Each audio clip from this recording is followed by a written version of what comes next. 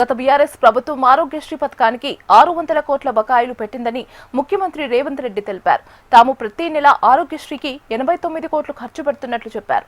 ఇప్పటివరకు 2408 కోట్ల బిల్లులు చెల్లించామన్నారు.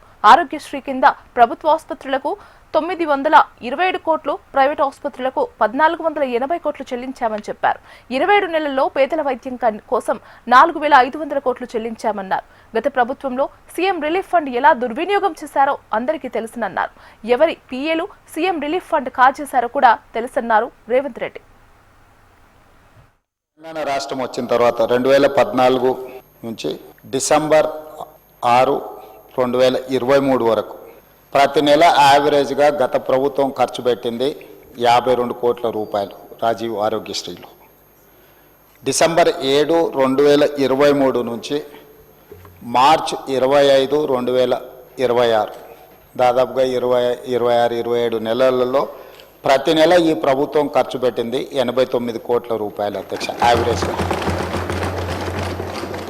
అదేవిధంగా రాజీవ్ ఆరోగ్యశ్రీలో రాష్ట్ర ప్రభుత్వం పేమెంట్లు ఇవ్వడం లేదు. దాంతో ప్రైవేట్ హాస్పిటల్స్ మూతపడుతున్నాయి, మాకు నోటీస్ ఇచ్చిండ్రు, మీరు ఇంకా దాని మీద స్పందించడం లేదన్నట్టుగా ఏదైతే మాట్లాడుతుండ్రో ఈ వారసత్వం వారి నుంచి మాకు వచ్చింది అధ్యక్ష. ఈ రాజీవ్ ఆరోగ్యశ్రీ బకాయిలు పెట్టి అధికారాన్ని కోల్పోయి ఆ భారాన్ని మా నెత్తి మీద పెడితే ఆ భారాన్ని మోస్తూనే మేము 5 లక్షల నుంచి 10 లక్షల రూపాయలకు పెంచడం జరిగింది అధ్యక్ష.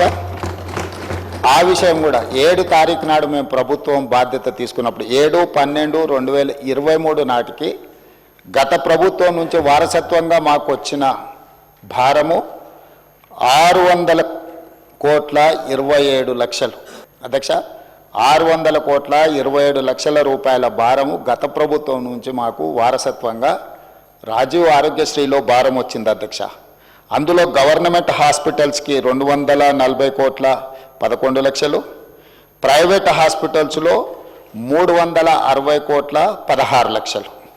అదేవిధంగా అధ్యక్ష మేము ప్రభుత్వం వచ్చిన తర్వాత మేము చేసిన పేమెంట్స్ 7/12/2023 నాడు మేము పదవి చేపట్టినాక 8/12/2023 అంటే ఫైనాన్షియల్ ఇయర్ 2023-24 అంటే కంప్లీట్ మార్చ్ 31, 2024 వరకు వాళ్ళు లేరు అధ్యక్ష.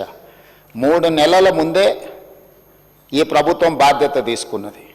ఈ ప్రభుత్వం బాధ్యత తీసుకున్న 8/12/2023 నుంచి ఈ రోజు వరకు 2408 కోట్ల రూపాయల 51 లక్ష ఇప్పటి వరకు మన ప్రభుత్వం పే చేసింది అధ్యక్ష.